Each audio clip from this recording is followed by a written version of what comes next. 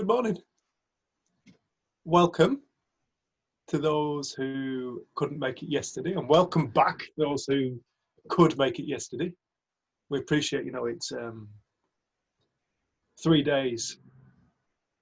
3 days seems like such a lot of time to kind of invest into something, but we hope that people over these 3 days, they really do start to see, like, especially those that were there yesterday. I was thinking this morning about a young lass that came to work with us. She'd been in therapy since she was 7, and she was 15, 16. 15.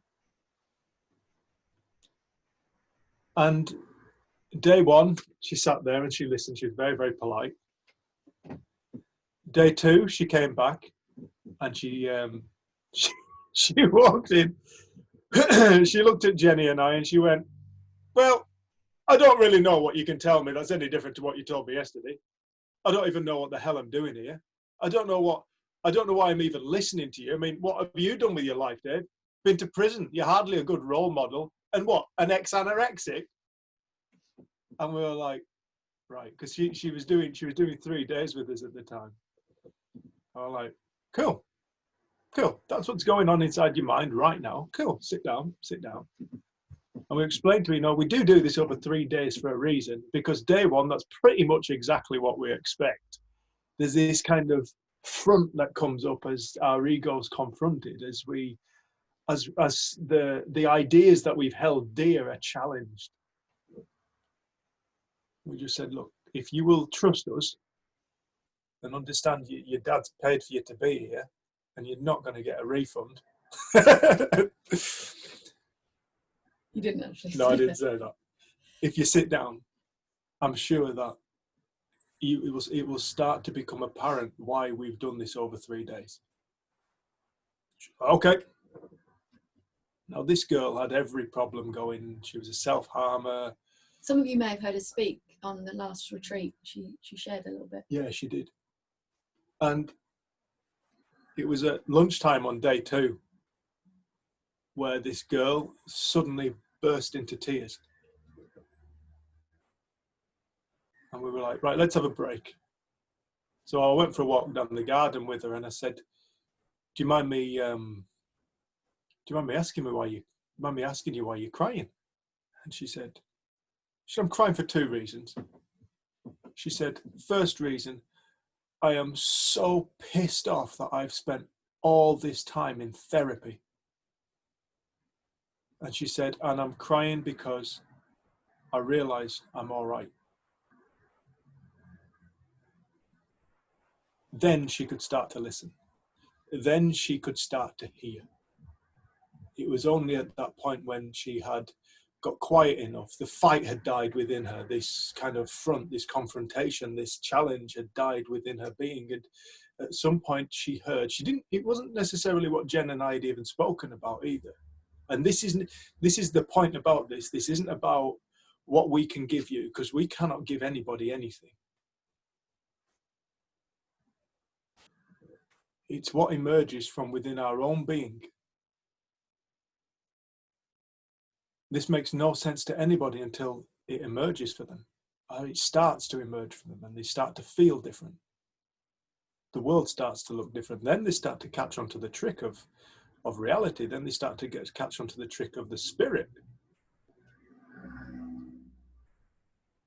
And this is why we do this over 3 days. So I know it seems like a big investment, 3 days.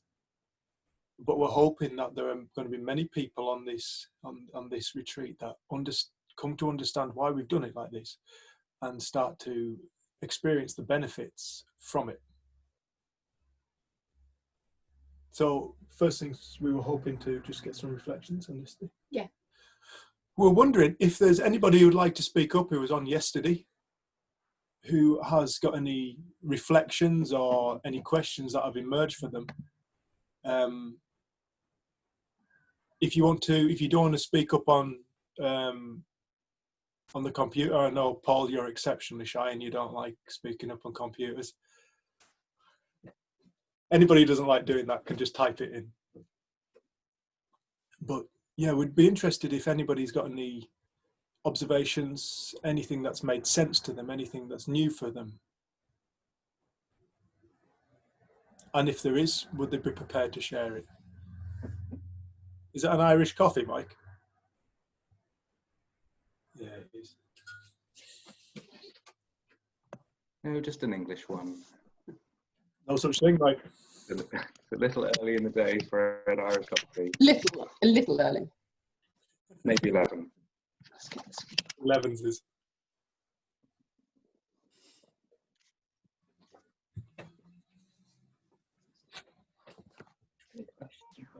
Dave, can you hear me?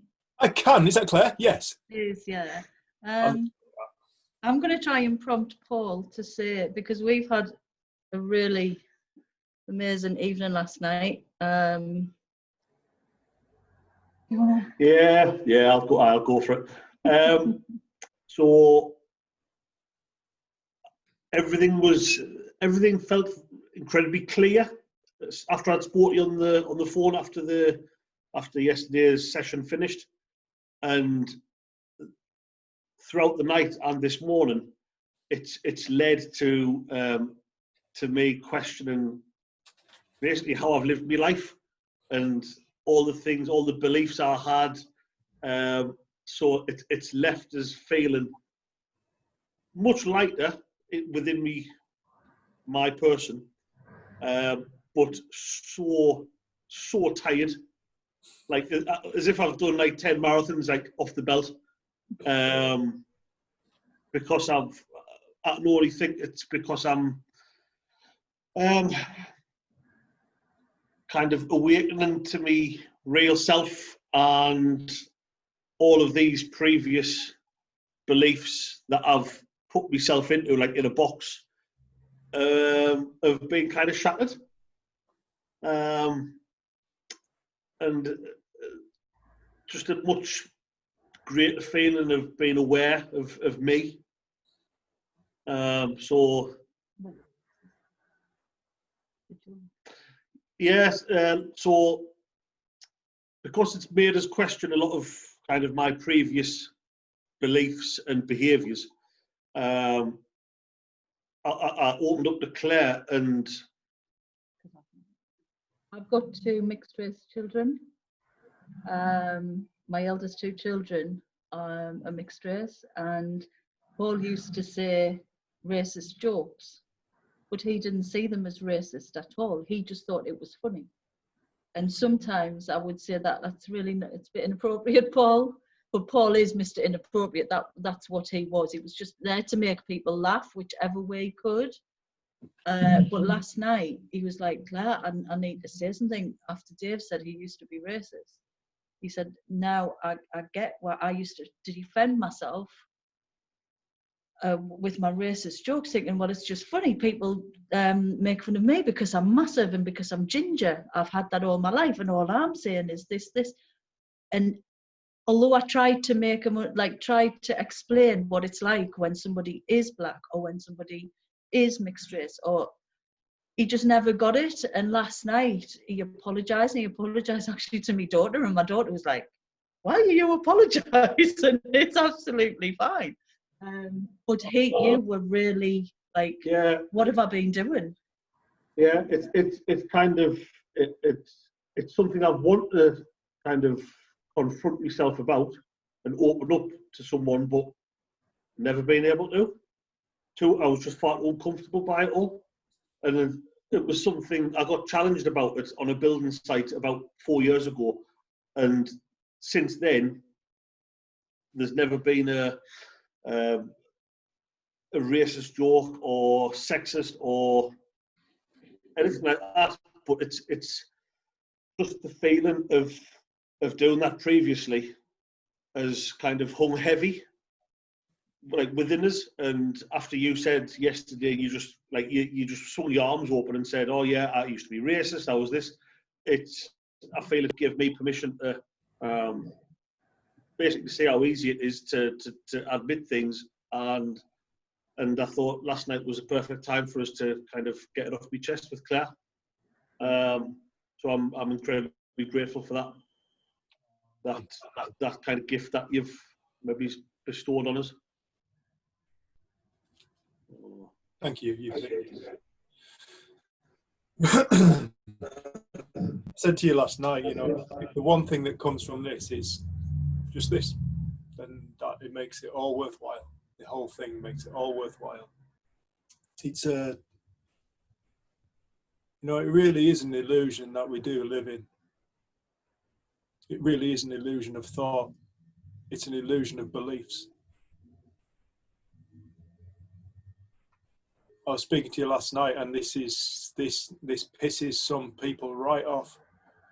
But even addiction is a belief. Addiction is a thought. It's not a disease. It's a thought. It's that flies in the face of the mainstream view, but when people start to understand the nature of mind, they will see that you cannot have addiction without the mind. A craving is a feeling.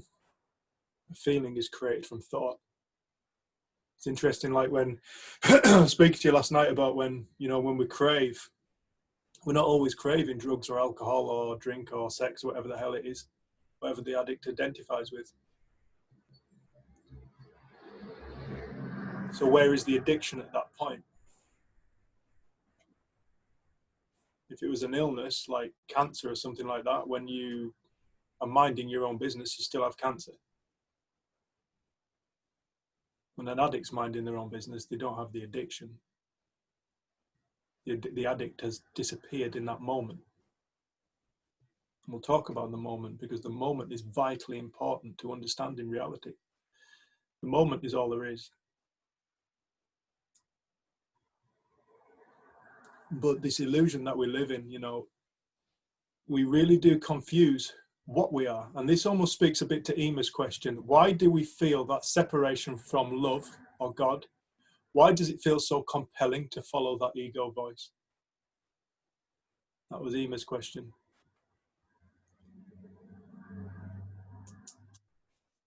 This is the trick of life. This is the game of life. We're all playing the game of life, and very few of us know the rules. The laws that govern life. And I'd say laws because they're constant. They're absolute, reliable constants. The law of mind, that there is this force that animates, that brings into existence from no thing, things. Quantum field, call it quantum field, call it God, call it whatever the hell you want. These are just noises. Don't look at the noise. Look at what the noise is pointing to. What is the word? What is truly going on in this universe where there are things? Where do things come from? Why is there stuff everywhere? What is all this stuff? Where does it all come from? It takes energy to create stuff. Okay, well, what's energy? That. Mind. Sid called it mind because it's the deepest of intelligence. It's the infinite intelligence of all things. It is the reason why plants grow thorns. This was a thing that really hit me one day when I was a tree surgeon, when I was pulling a thorn out of my hand. And my mind just started to ask me questions out of the blue. And the question was, why does a plant have thorns? I could answer that one. It was a piece of piss, that one. It was, well, did you just put your hand up to answer the question, Lise? It was, well, it's to protect it. And then the next question just popped into my mind out of nowhere. I wasn't asking for these questions. These questions just came into mind. But how does that work? Well, I feel it. I feel the pain, or the animal feels the pain, and it doesn't want to go near it anymore. So it leaves the plant alone. Okay, but how does it work was the next question. I'm stood there pulling this thorn out in the customer's garden, just having this mental debate with myself. And I look back at my schooling, and I look back at biology, and I realized, well, I have a nervous system. Human being an animal, it has a nervous system. And so what the thorn does, it aggravates the nervous system. by puncturing the skin, and it inflicts a sensation. The nervous system then is alerted, and the sensation of pain is brought to life within my organism. Totally logical. I can answer these questions. The next question I couldn't for a very long time. But how does a plant without a nervous system, without a brain, how does it know about the nervous system of an animal? Because without a nervous system, the thorn is totally redundant. The thorn has zero value to the plant unless there is a nervous system included in the interaction between plant and animal. I remember trying to answer that question. I couldn't answer it. How does a plant know? Is it chance? Is evolutionary chance, like we're always taught? Evolution's chance. It's all chance. Is it all chance? Or is it 180%? 180 degrees, sorry. 180 degrees in the opposite direction. Are we 180 degrees continuously? Is the human being always 180 degrees looking in the wrong direction for truth? Is it all ultimate perfection? Is it all intelligence? I remember one day it hit me, the plant doesn't know about the animal nervous system. I didn't know about the nervous system until I learnt about it at school, in college. But what creates the plant creates the animal. It's the reason why insects pollinate flowers for mutual benefit. It's the reason why chlorophyll takes in the light of a celestial being 90 million miles away from Earth. The intelligence, the knowledge between sun and chlorophyll cell in a plant. Everything is a singular emergence. The intelligence that I'm talking about isn't a human specific thing. It is the intelligence behind all things. Everything is so perfectly balanced.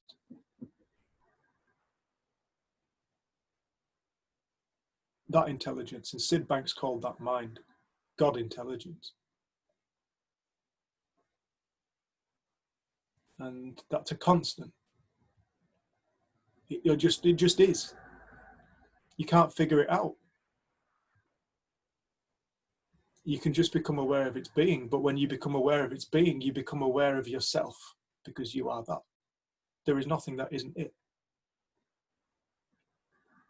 You won't find it by looking over there and down there and up into the sky.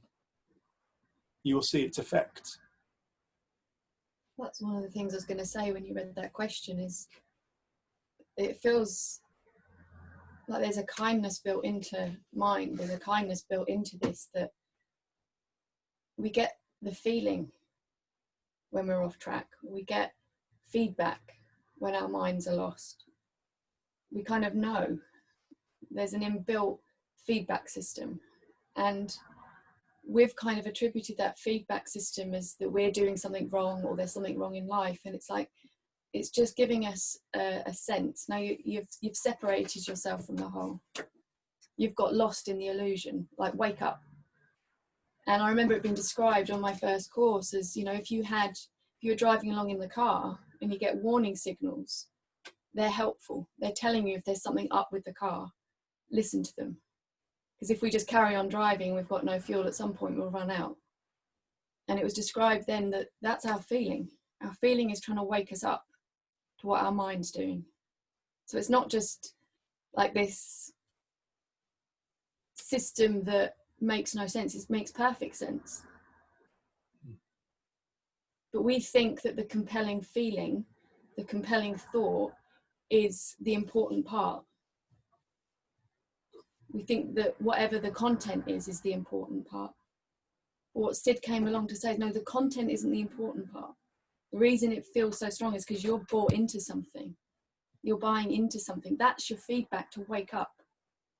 Remember who you really are again. And I think we think feelings are wrong or bad and we try and avoid them, but they're just signals. They're just mirroring to us what our thought is doing. And it's not, in that way, I think we become less and less afraid of them. Okay, they're actually really helpful. Feelings are helpful. When you get a pain touching a thorn, it's helpful. If we didn't get that pain, we'd keep doing it and cut ourselves. Like, it's in the same way we get pain in the body, like you were saying yesterday with a bad back, like maybe you need to rest. You've got a pain there because there's something up. Same with our mind. But we get so lost in the content of what we're thinking. And we blame other things and place our feeling on our past, we feel helpless. But it's like, if we can start to see that there's this perfection built into life. Like, we've had so many conversations on groups where people say, but I get the thought and it feels really real. And it's like, yeah. It's reality. That's reality. That's what happens for all of us. It's like, no, but this particular thought is just so much more compelling or more real. Well, it's how much attention are you giving it? How far from God have we gone? How far from mind have we gone, from wholeness? And I feel like what an incredible, loving, creative power that built into it is that guide. And I think if we can start to see feelings in that way, then there isn't that judgment. And we spoke quite a lot yesterday about the innocence. We start to see the innocence in ourselves and others. And I think one of the stories of Sydney Banks that touched me the most was when he went into the jail system down in Florida. And he had not only the inmates, he had all the staff, wardens, people from different prisons. They had to hold the event actually on the wing because it was the only place big enough to do the event. And the lady introduced Sid, and then she sort of couldn't see him anywhere. And she turned round and realised he was just stood sort of facing the wall, and she went over to him and he was crying, and she asked him what was wrong, and he said, "This is what we do to people. There is nothing humane about this place." And then he went and stood on this podium in the middle of, I think it was quite a high category prison. And he just waved his hand across everyone and said, "You're all innocent." And I remember when Keith Blevins was telling this story, he was just stood like with tears in his eyes, because he said he realised it wasn't a personal thing. The innocence isn't a personal thing. It's not that people haven't done certain crimes. It's not a legal innocence. The innocence is in our ignorance. The innocence is in our misunderstanding. And when we misunderstand, we act out. And he was speaking for not just the inmates, but for the prison wardens and everyone else who happened to be at that event.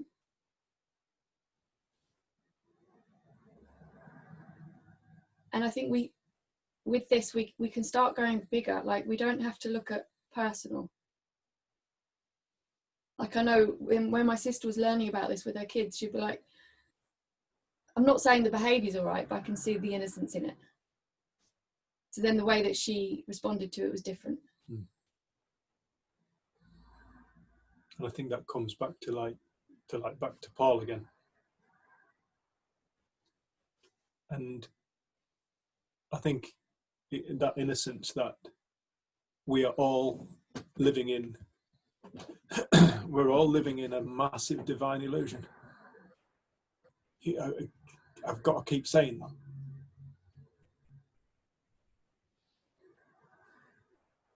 Got to keep saying it, because when we start to wake up to it, we realise that life isn't as serious as what we've been making it. And the fact we've been making it so serious is the reason why we suffer so much. We're not, back to that EMA thing again. It's not that you can be separated from the whole We're never separated from God. We're never separated from the whole. There's just the illusion that we are. This illusion is what people call ego, the self. Some people call it the little me, or the big me, which is God, and the little b, which is little me, which is the ego. The ego doesn't actually exist. It's an illusion of mind. It's as Paul was describing. He's started to challenge, or not even necessarily challenge, he's become aware of the beliefs that he has innocently been living out of. You could look at it and go, well, racism isn't innocent. It is. Because to the person who holds it, they cannot see anything different. I'm not talking about a righteous innocence or anything like that. I'm talking about a primordial innocence, for want of a better word. It's an innocence of misunderstanding. And as somebody starts to become aware of the beliefs that they've been living out of, this is one thing that this conversation will highlight for people. We see it time and time again, is people become aware of their ego. Sometimes it's deeply uncomfortable. Shit, I've been doing that. Oh, I can't believe I would do that. Well, we did it because we didn't know anything different at the time. It's nobody's fault. And if we could have done better, we would have done. Well, that's just the way it is. It's just the way it is. And the only way that we can find our way out of this trap is to become aware of it. Awareness is key. In Buddhism, Buddha was asked, what's the key to Buddhism? Awareness. Awareness is key. Now, whatever religion we come from, it's the same thing. It's the same thing that all religions are ultimately trying to point us to. They're trying to help us raise awareness. Awareness to stop looking at ourselves and start looking at the whole. Start to become aware. Start to become aware of whatever unifies. Because it's quite interesting when you look at any religion, they're all talking about a singular God. They're all talking about the same thing. We're all talking about the same thing. Even in science now, we're talking about the same thing. It's all pointing in this one direction, apart from there's just all these arguments about the words, the noises. And the sooner that humanity wakes up to that, the quicker it can cooperate together and it can work together and build a new world. One of inclusion and where everybody's equal. But we must start to look for the constants. You won't find constants by looking through your thoughts. Your thoughts change like that. You won't find constants through looking through our emotions. Our emotions change like that.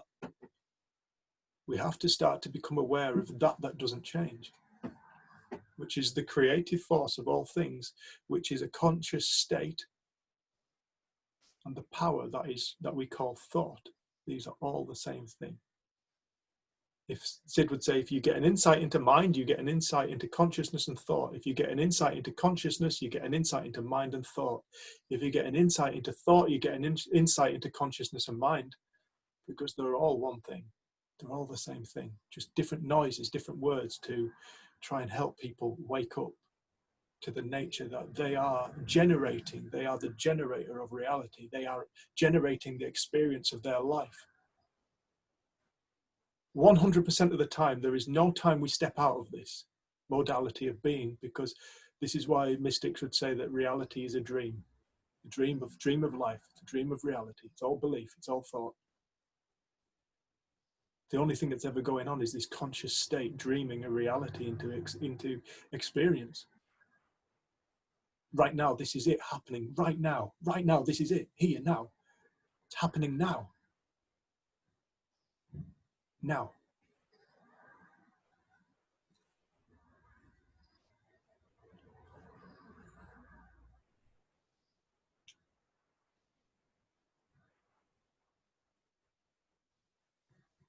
Go easy on ourselves.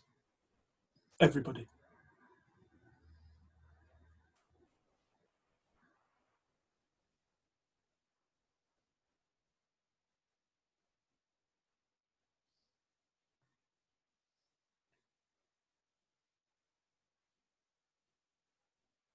Literally everybody. Nobody's getting life wrong.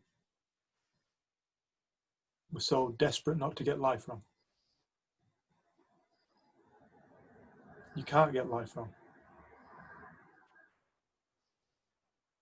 There's no such thing as getting life wrong. Right and wrong are dualities. There is no duality. Right and wrong are perspectives of ego. I'm not saying that we can't do things that don't come with consequences in society and in the world. Yeah, I ended up in prison. Did I get life wrong at that point? At that time, I would have stood there and gone, fuck yes. Desperately wrong. I look back at it now as one of the greatest gifts I ever received. It taught me so much about people that I can now draw upon when I work with people. I see how easy it is to get caught up in the trap of reality, the illusion of reality, the trap of ego. I can help people from that space. No mistakes. Just learning. It's like that, your roommate story Which one's that? from the first roommate you had. Yeah. You only remember that looking. Yeah, it's funny. The first night I went into prison, I was terrified. I had all my beliefs about people that went to prison, my ego. Bad people. Naughty people. It's funny, you don't think you'll ever end up there. Life's a humbling thing. And I remember I went into this room, this little cell, bunk bed, double bed. Yeah, double bed. 4-poster. It definitely had 4 posts, but it was a bunk bed. And as I walked in, this massive fella, taller than me, I was a big lad back in the day, and he looked at me and went, "What's your name, man?" I said, "Dave." And he went, "Davey. All the Northeasterners always stick an "it" on the end of your name, no matter what it is. Jenny."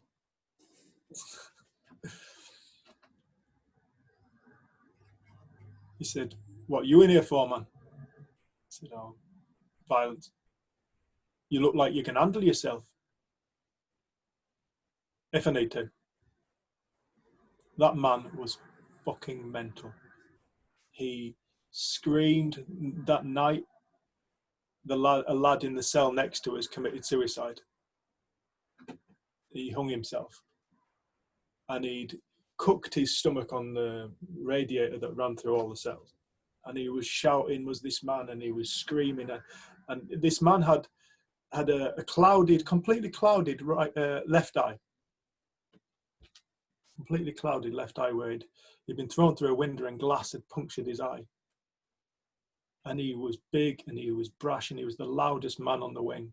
This is a Category A prison, Durham. And I didn't sleep a wink because I was scared of this man, and neither did this man. He didn't sleep a wink either. He's like pushing me, "Davey, man, wake up, wake up, wake up, man, wake up, Davey, man, wake up." I'm not waking up. I was terrified of this man. I woke up in the morning, Tim gave me a shove. I just pretended to be asleep. He's like, "Davey, man, wake up, man, Davey, man, wake up." And I didn't. And then the cell doors went and that man left. He was taken to a prison in Scotland somewhere. And I was left in this room on my own. And the doors locked. And I just lay there. I didn't know what the hell to do. First day in prison, what the hell do you do? Nothing to do, apart from sit in this little room. But when I got up and I went over to where the flasks are, where you could keep hot water, there was a little note. And it was from this man. And it just said, "Dear Davey, don't worry. It won't be as bad as what you think. You'll be all right. It won't be long before you're back with the people that you love and the people that love you. Good luck.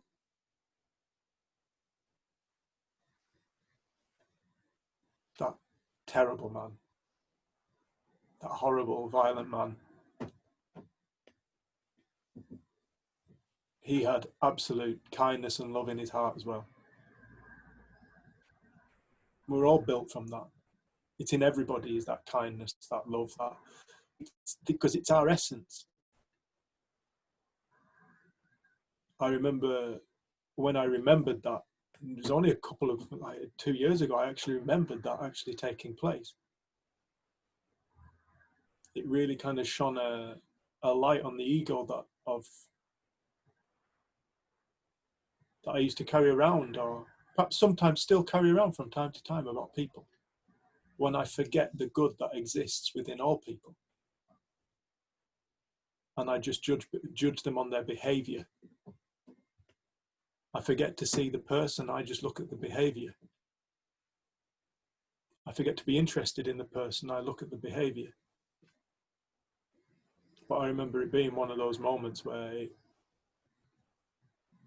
love, we're back to that love thing again. Love is the only thing that heals anything.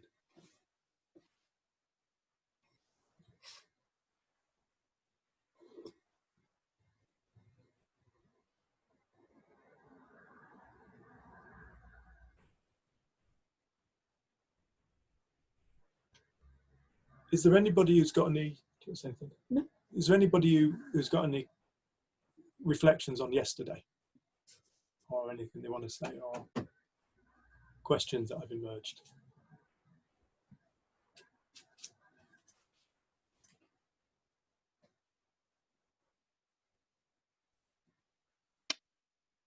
Annette? Sorry, Dave, you just made me cry. I'm still in my pajamas. That story was so moving. I'm just in tears. It's like all we see is people's behaviour and we don't see who they are.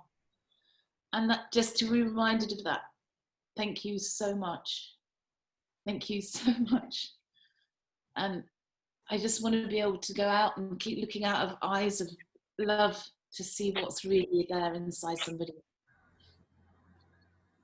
I've got one question that someone asked me the other day.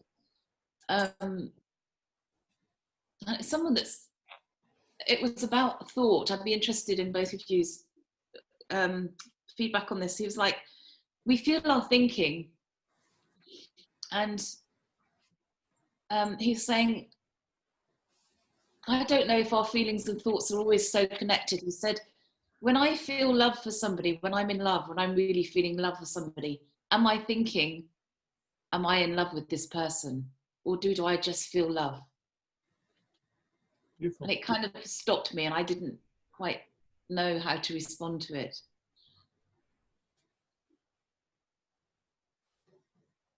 Do you want to say something, love? No, you go first. To me, thought comes with, it's such a loaded word. We think we know what thought is. Oh, I know what thought is. It's the stuff that runs through my head.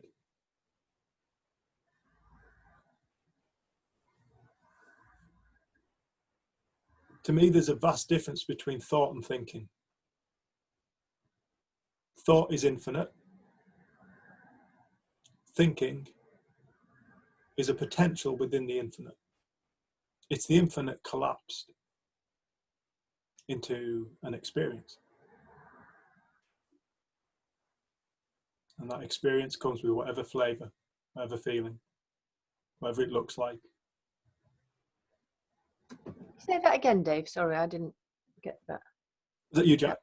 Yep. Yeah. Thought is an infinite thing. That's what we're talking about.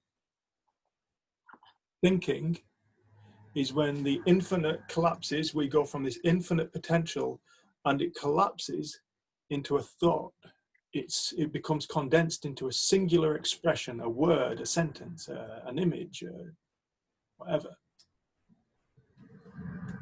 And that's what people tend to think of as thought, the collapsed identity of a thought, an expression, a word, a sentence that runs through our head, whatever the hell it is. We tend to think of that as thought. So you could call that thinking. Another word for that is thinking.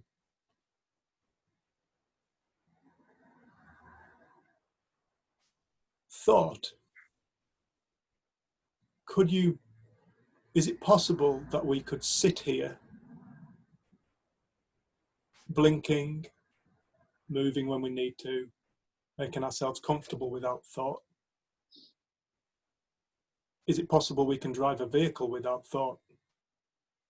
Is it possible we could even make a cup of tea without thought? When you start to look at thought, you realize it is the force that animates life. It's the force that guides people through life. But the thing is about thought is it's such a tricky thing. Within thought is the ability to forget. That is within the infinite possibility of life, is the ability to forget. And this is what happens to human beings and possibly other beings, I'm sure. They forget. And when we start to forget, we start to become immersed in a reality that we are so confused by and so hurt by and lost in.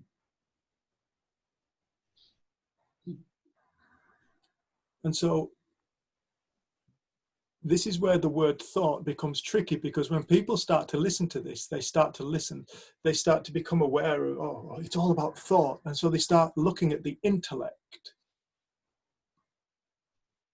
Now, my intellect, thankfully, it's not down to my intellect to beat my heart, because I'm one of the most forgetful people you could possibly meet. I would forget to beat my heart. I'll be dead within a minute. You know, thankfully, it's not down to my intellect to remember to breathe, to run my endocrine system, to run my nervous system, to heal. Thought is an infinite intelligence. Now, when we talk about thought, people instantly go to, oh, the stuff that runs through my head. Okay. We're talking bigger. We must go bigger. So within bigger, there is thought that we are aware of, and there is thought that we're completely and utterly unaware of.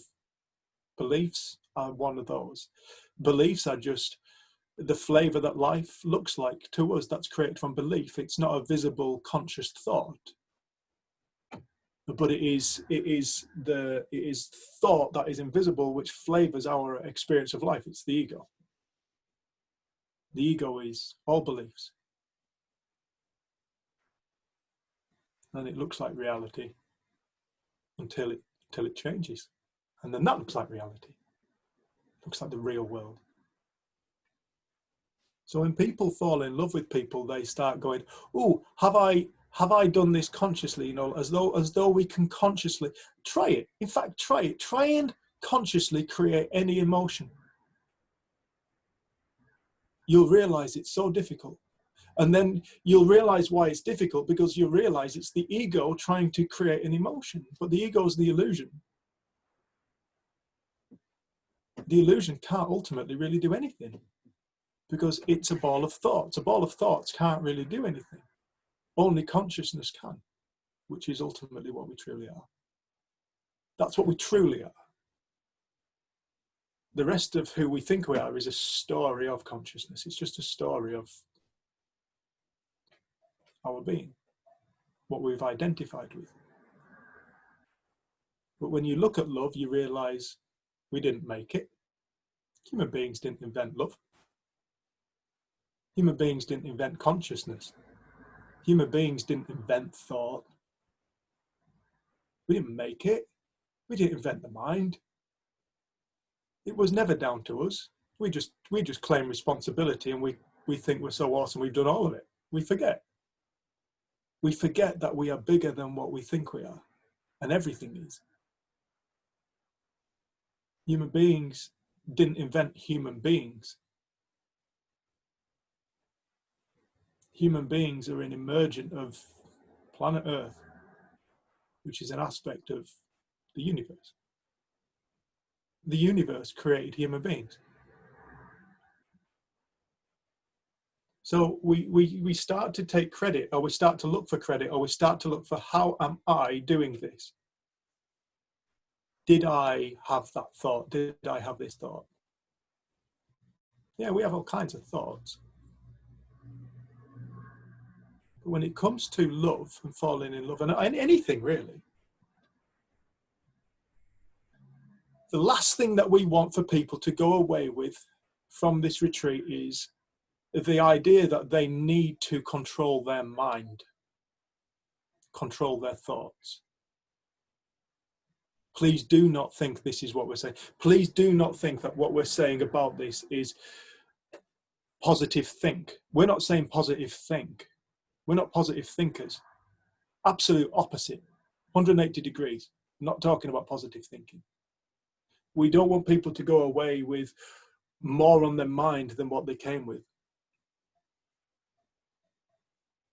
We want people to become aware of the nature of mind, become aware of the nature of thought. And when we become more aware of the nature of thought, you realize that you are lived. You always have been lived. We're all lived. I know I don't have to effort at life. Life just is. Life is the essence of experience. Life is the experience of life itself. Life is the force that animates. It takes no effort. It just does.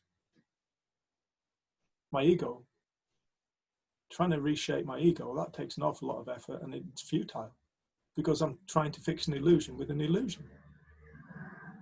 But if I can wake up and see past the illusion, I realize that I don't need to control my thoughts. I can have thought and it doesn't have me. I can have thought and it doesn't matter. Like I have my violent thoughts that I used to have, I still have. I still have very violent thinking. The amount of people that get shot with crossbows, I do not know. I've only ever fired one crossbow. The amount of people that get shot with crossbows in my head, and they'll go, oh, look at that, I'm doing it again. But there was a time when I used to be so afraid of my own mind. I was speaking to Paul last night and he said, Dave, I'm the scariest man. I said, mate, that was me. I remember describing myself as the scariest man I'd ever met in my life. And I couldn't leave me. And that's me. I said, yeah, we're all scared of ourselves. What we're ultimately scared of is the thoughts. And as we start to wake up, you realize that there is nothing to be afraid of in thoughts. Thoughts are thoughts. Thoughts. The suicide thought is the same thought as what pizza topping I'm going to have. It's the same stuff. The addiction thought is the same as, what do you want to do today? It's made of the same stuff. It's all the same stuff, just a different expression that comes with a different experience. And we become afraid of experiences and go, good experience, bad experience. But it's all one. There's no such thing as a good or a bad experience. There's just experience. And it appears to the beholder as it appears. But trying to figure out, did I manufacture that love? Yes, of course you manufactured that love. Yes, of course you made that love. Were you aware of thought that created the love? No, probably not. It's the nature of love. To me, love is the recognition of truth. When we fall in love, there's that connection that comes together. And sooner or later, you realize you can just fall in love with life. And when somebody falls in love with life, they're free. And that isn't something you can just do. It is something that just emerges when the mind gets quiet. That's all that's left. The difference between did I think it and thought, or my thinking and thought, I want to make that quite a clear point, that what we're talking about isn't thinking. I'm feeling my thinking. We're feeling consciousness. We're feeling mind. We're feeling, the feeling is a reflection of what's going on in our mind. And we limit that to thinking. We need to go bigger. thought, start to look at the word thought and start to realize thought is an infinite force. All beings are conscious thinking beings. So I don't know if that's been helpful in the slightest in that, but I'm glad you brought that up, because I want to step away from thinking. You'll never find what you're looking for in the collapsing. Sorry. Well, also, I just wanted to say, it's like, what is it that gets in the way of us loving? What is it that separates us from that love or that truth? And it feels like when we fall in love, it is like so much, we don't care what the person's, like their little habits, and we don't buy into all of that stuff, but there's something that falls away, and that recognition of something that's true.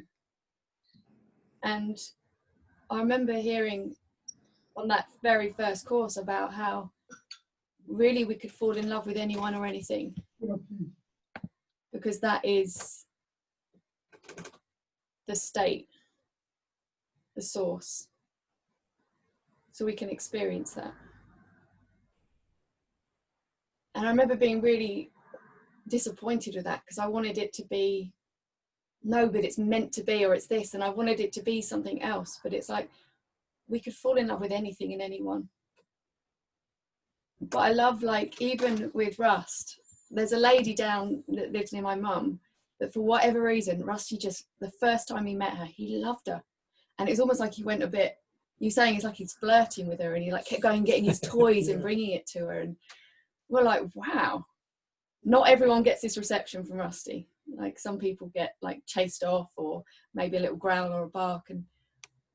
But I love that even with him, like, there's certain people for whatever reason he's drawn to, and he has that feeling of love for.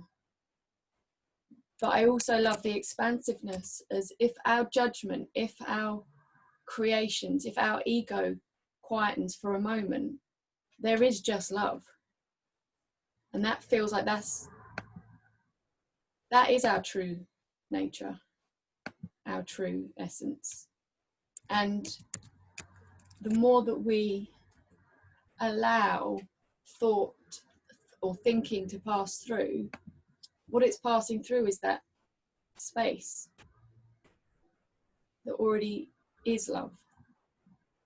So I don't know if that speaks to it, but it's just, what gets in the way of loving?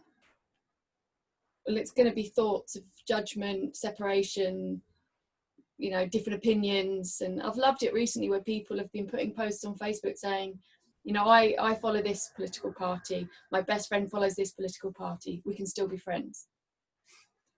Because we start to see that love doesn't have conditions. It doesn't have edges. And I think now that when I see it in that way, it's not like a disappointment that I wanted like personal love to be something more. It's like, wow, no, you get to have a recognition of something. And I don't know why. Like, we've often said, like, why you? I don't know. That hasn't been a conscious thought, but I know that sometimes we've looked at each other and both been really honest. We're just like, meh, not feeling it today. But there's something so cool about acknowledging that. Yeah, I think all relationships face that, don't they? It's like, I remember one time we were driving down to London. I went, Jen, I've got to tell you. She went, what is it? I said, I've been feeling a little bit disconnected from our relationship, if I'm honest. And Jen just went, oh, what, you get that too? So, yeah. What, you get that? She went, yeah, sometimes I just want to rip your clothes off, and other times I just look at you and go, nah. And I remember it being, she said, but do you know what the difference is, Dave? I said, no. She said, you think your feeling is a reflection of our relationship. She said, I know my feeling is a reflection of my mind. And I remember it being just one of the, I look back at all my relationships that I just kind of got that feeling about and then binned off. Nah, it's not working. Blame the relationship. And all of a sudden, Jen comes on and goes, yeah, I get that too. About moi? About moi? Surely not. No, really, Dave.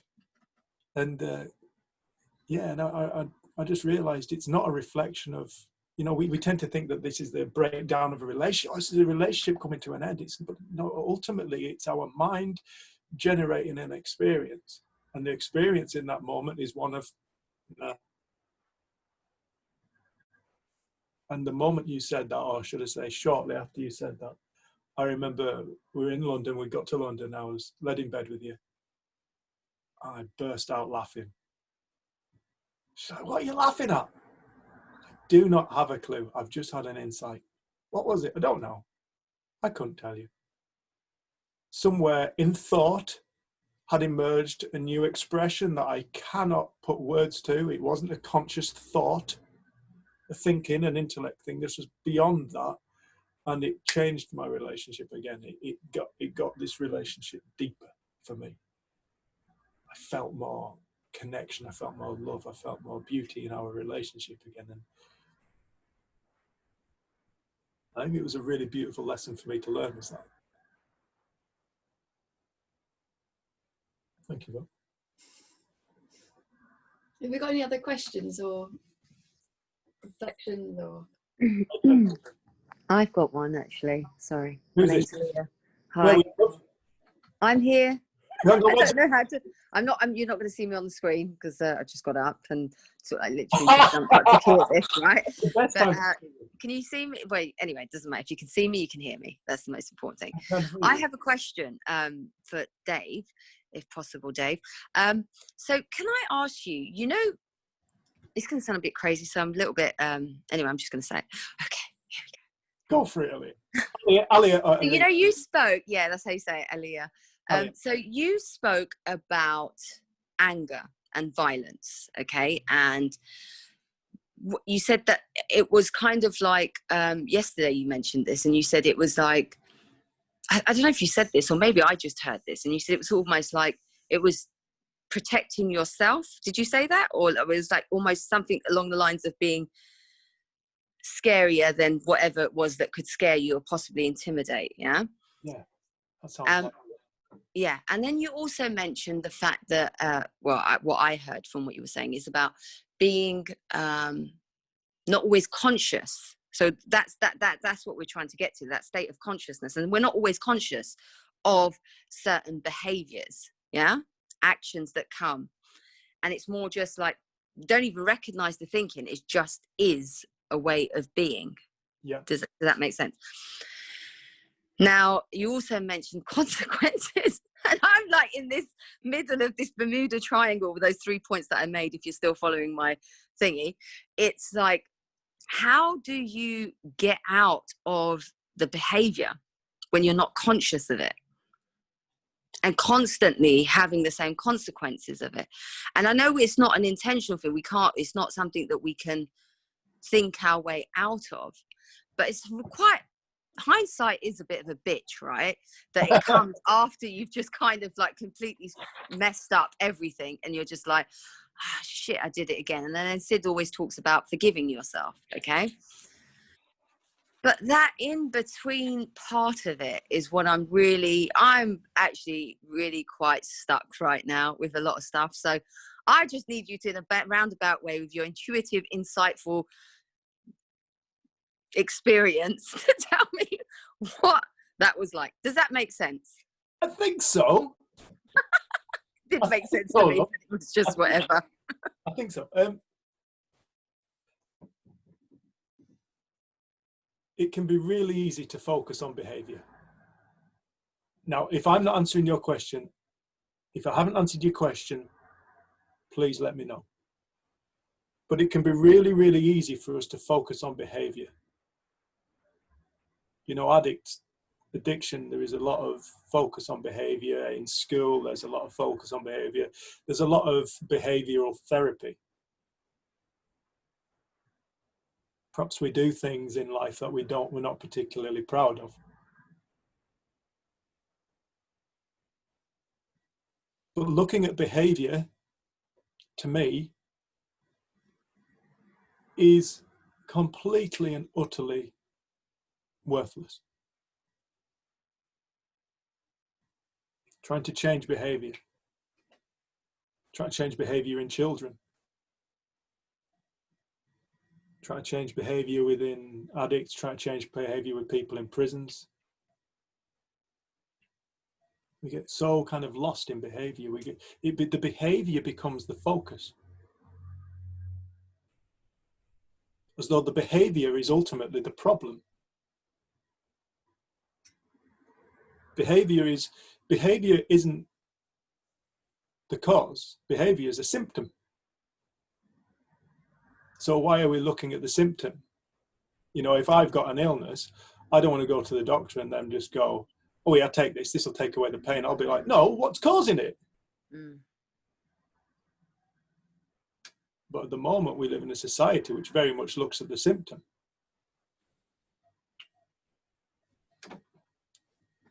Is there any builders? Any builders on? Paul! When you start to build a house, what's the first thing you do?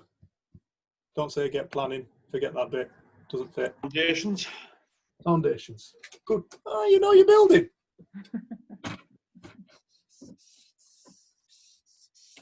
Is that fair, Paul? Yeah. What comes next? Next, groundworks, utilities, forget that. drainage. Keep going. It will be the brickwork.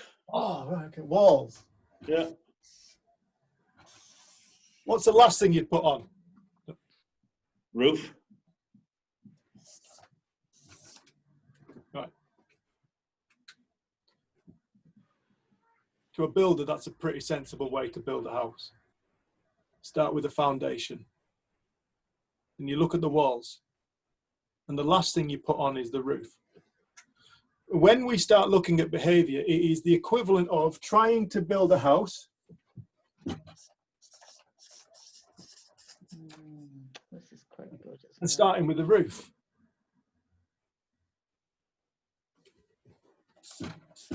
You're not going to build a good house by starting with the roof. It's an illogical place to start. To start building a house, you would want to look for the foundation. What is the foundation? What is the foundation of a good, strong house? Well, let's look at the foundation of behavior. First things first, the foundation has to be thought. I'll do that. The foundation has to be thought. Thought is the building block of all of experience, all of feelings, emotions.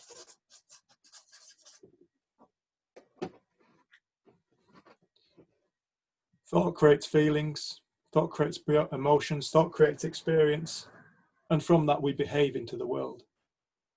You know, if I'm thinking, if my mind is in an angry kind of expression, thought, if thought is angry within my mind, I'm going to feel angry.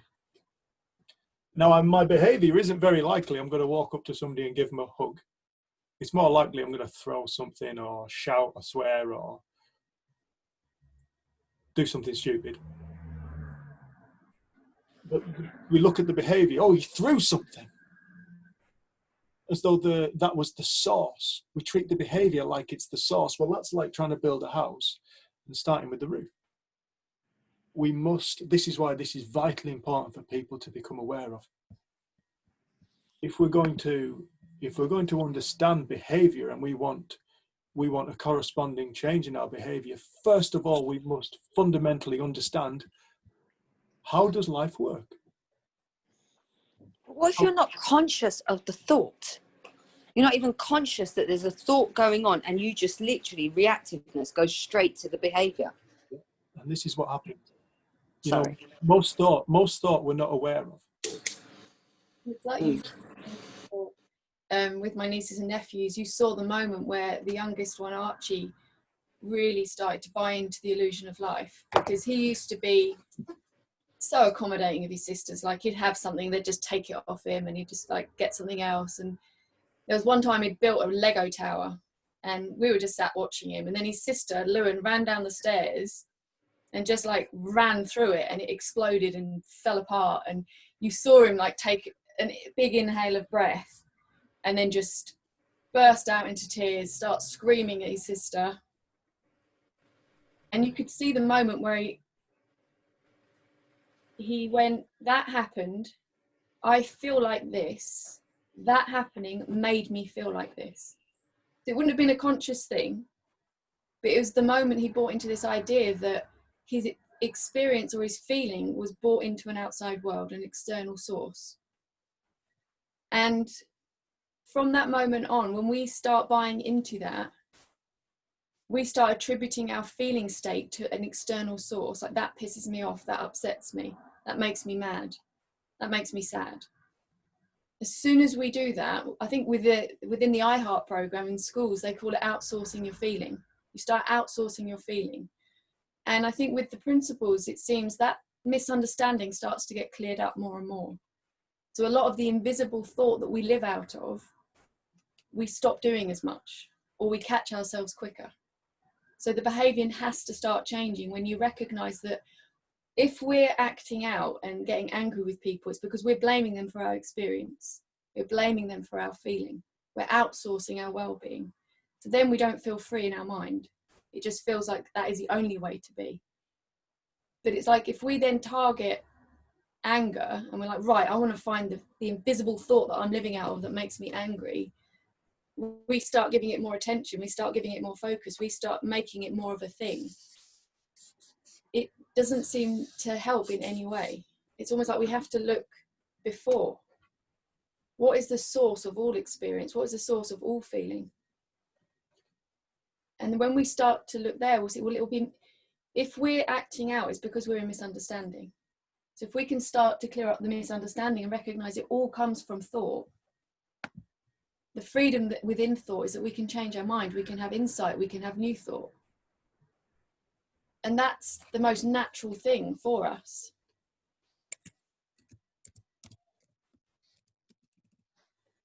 So I get so distracted. If Dave's sitting there typing on the computer, I completely lose my train of thought.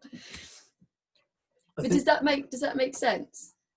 I think just one there's that old Einstein quote, and it said, no problem can be solved from the same level of consciousness that created it.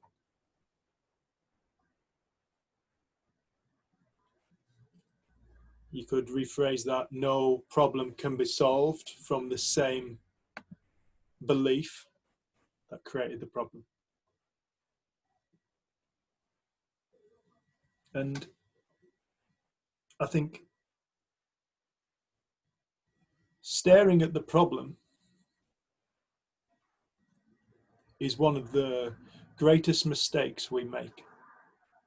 When I used to go to therapy, they would want me to talk about all my problems. Talk about your problems, Dave. Talk about your problems, Dave. Talk about your problems, Dave. Talk about your problems, Dave. Does it hurt when you talk about his problems? Yeah. Good. Keep going.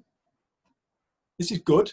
If it's hurting, if you're in pain, if you don't like it, this is good. That's complete and utter nonsense. I spent years doing that.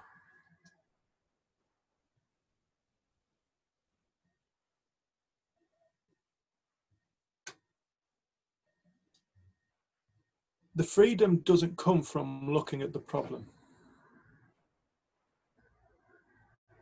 The freedom comes from when our mind changes. Our mind is always changing. We have this capacity, or should I say, there is this capacity for something that people call insight, revelation. And it's when all of a sudden we wake up to something new. Wow, I never realized that. The thing that set me free personally, And I do consider myself to be free. And the reason why I consider myself to be free is because I'm not afraid to feel. I'm not afraid to think. I'm not afraid of life. Doesn't mean I don't get scared. Please don't confuse this. Doesn't mean I don't feel feelings. I feel feelings, but I'm not afraid to feel the feelings. It wasn't through studying my problems, my behavior, my beliefs. It wasn't through studying my ego. It was the moment I saw past it. It was the moment I realized behind the ego. It was the moment I realized spiritual. It was the moment I realized unconditional love. It was the moment I realized where all this comes from.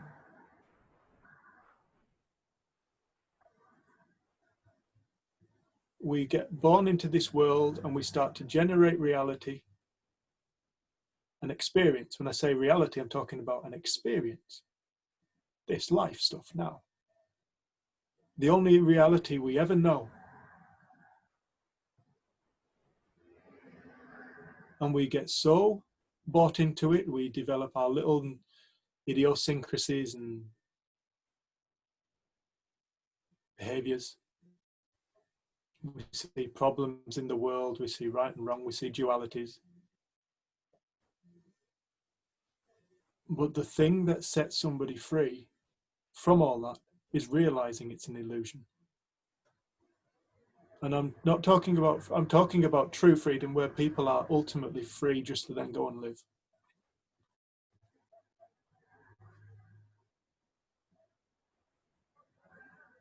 One of the things is a story that you told me once. After we used to do facilitator training down in Essex, and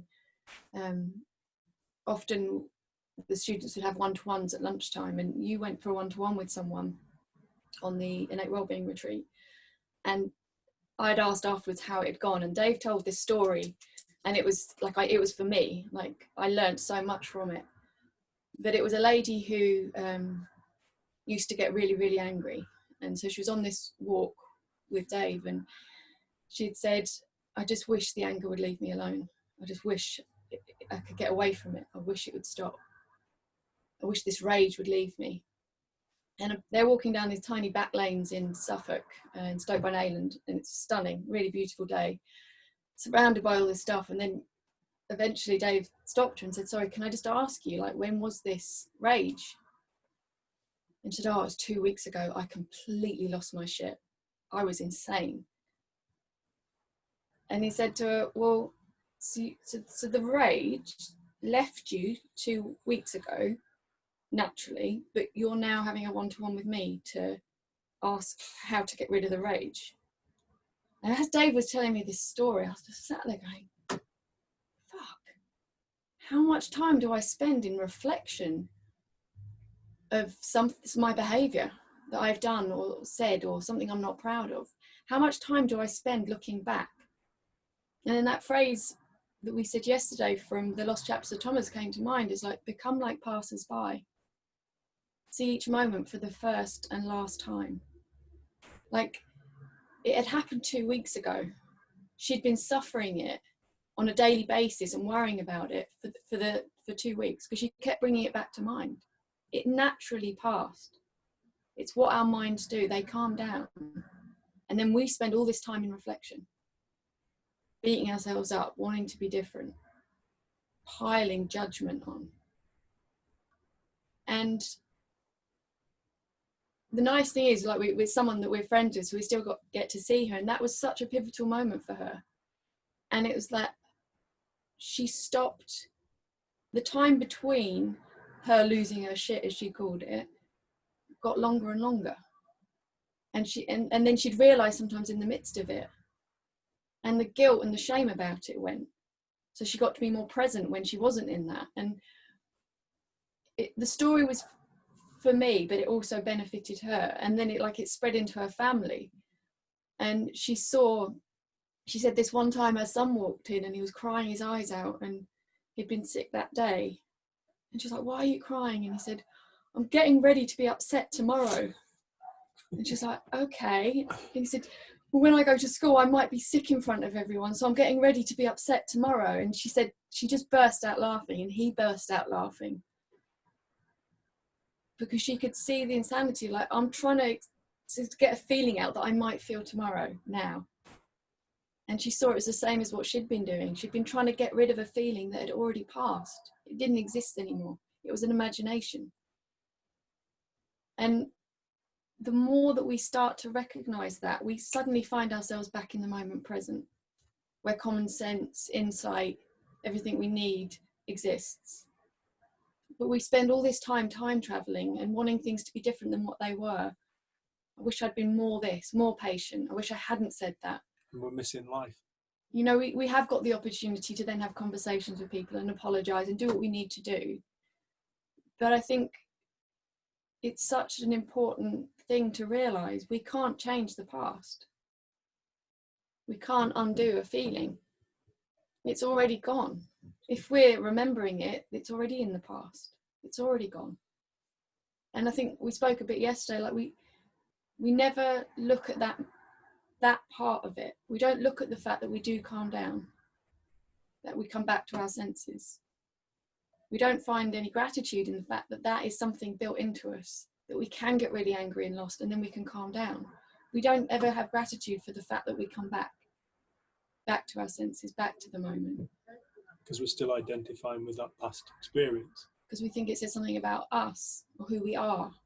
We identify our behaviour as us, and then we feel guilty and shameful. And it's like, but what if that behaviour was not who we are?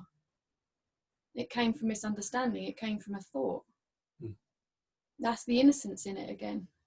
And the less we're spending time in judgment and blame and hate and wanting ourselves to be different and putting all of our attention and focus on that, the more open we are for insight to come in. That's it. You know, when you're listening to this, I urge anybody who's listening to this who has got a specific problem in mind, no matter what it is, I'm really wanting to see past this. I want help with this. Please, please, please, please, please, please, please, please, please, please, Shelby, put it to one side. Because what we do is we go listening for something that we think is going to help us. The only thing that's going to help us is a change in our consciousness.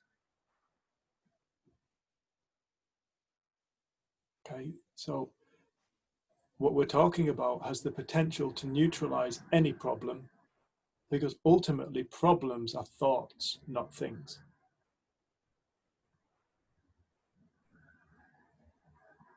A problem is a perspective of mind, as is a solution. My sister often says, we are our own questions and we are our own answers. That.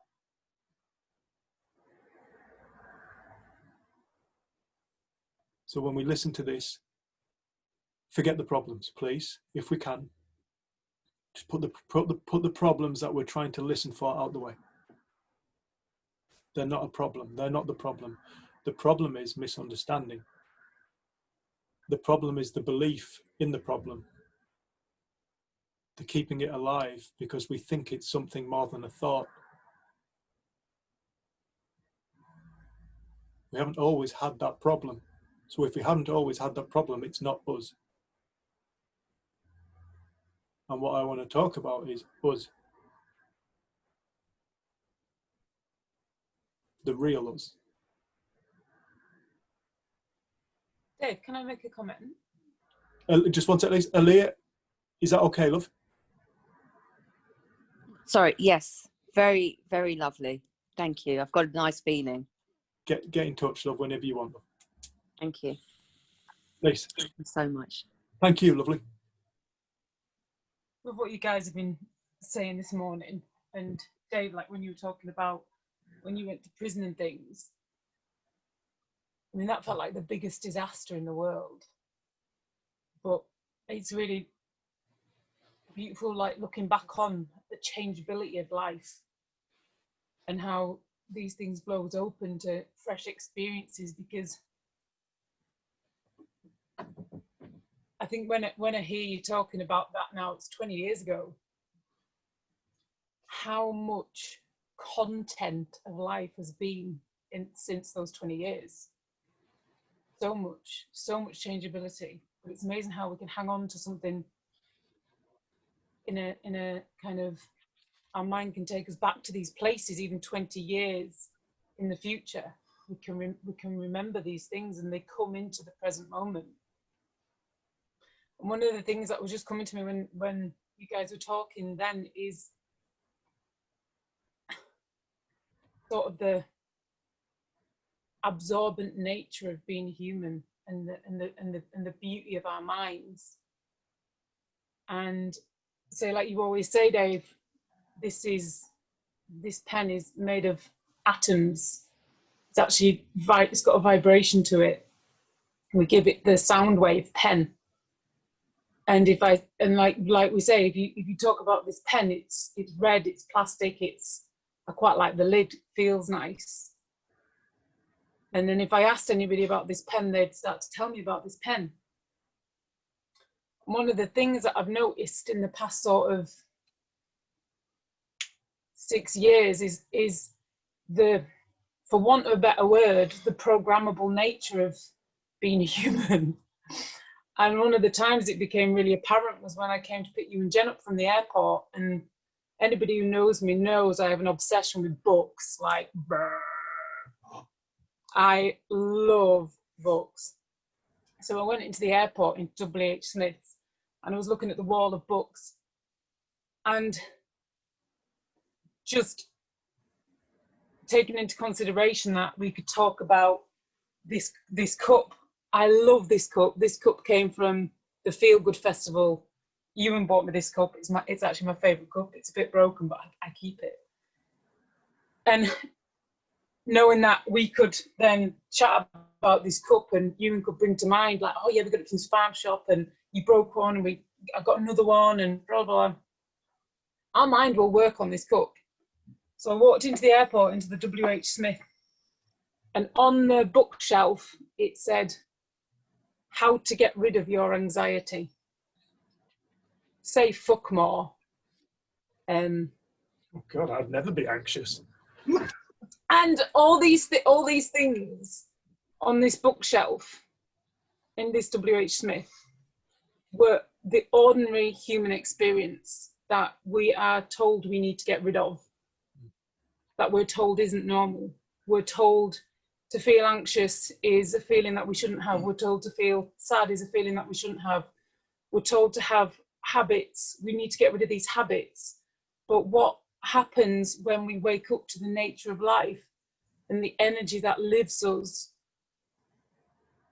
is that you can see the ordinary beauty of it all. But what I saw on this bookshelf that day was, if my mind can think about the spotted woodpecker that's been trying to get on my nuts on my window all morning, it's been flying by, I keep thinking about how's it going to land. But when I look at these bookshelves, people see this, how do I get rid of my anxiety? And then it brings to mind that, oh, I'm anxious. I need to get rid of this feeling. The focus goes straight to the effect, not the cause. And I saw online the other day this little note, and all it said was, who's checked in on you today, ? I thought, if you're feeling a little bit lonely and you read that, your mind is going to work on that. No wonder people are getting a bit in a tangle, because everything around us is showing that we're not okay. The focus seems to be on the parts of life that aren't that great sometimes. But what if the focus flipped? What if we put our faith in knowing that all of it's okay? It's like if you have an entire 24 hours in a day, and there's one thing in that day that doesn't feel comfortable. Someone says, how's your day? God, the waitress in this cafe was a right bitch. But you might have been out with your friends, and the content of your day vast. But somehow our focus seems to lie on the negative part of it, but there's so much content in life that our focus can fall and kind of feed the fire, as all the mystics say you get a little fire and it keeps sticking kindling, a firelight is on it. That's a really beautiful point, is that, Lisa? You know, and this is what psychology is kind of doing to people. It's wanting people to find happiness now by studying everything that's wrong in life. Now, if we look at that from a really simple, logical point of view, really just all things put aside and just look at what Lisa just said. How, if we spend all our time trying to get rid of everything that's wrong in the world, what is our attention on? It's on the belief of all the things that are wrong in the world, the idea of all the things that are wrong in the world. Now, bearing in mind, we are generating the reality that we experience, and wherever consciousness goes, our experience flows. And all we are looking for is a constantly trying to get rid of this problem. Constantly trying to get rid of this problem.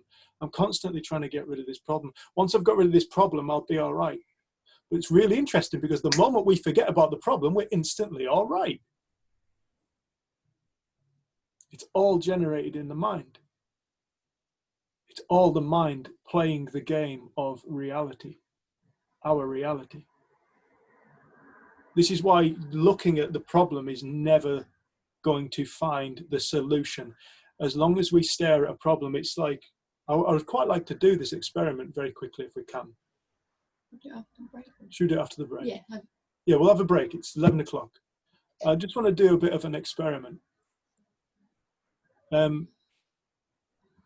Yeah, no, we'll do it. Yeah, we'll do it. We'll do it straight away after the break. We'll come back at 15:15, so 15 minutes. Thanks, Lise.